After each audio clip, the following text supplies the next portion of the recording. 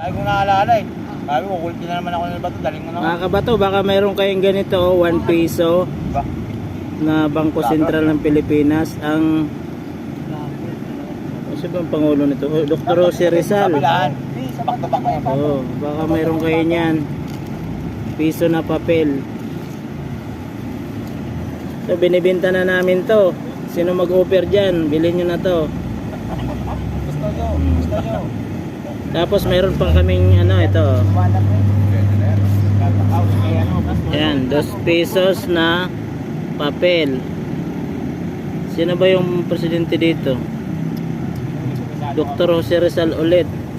Sino yung umabot ng panahon na to? So ano to, gawa to ng 83 century. Ay, taki na, hanapin na.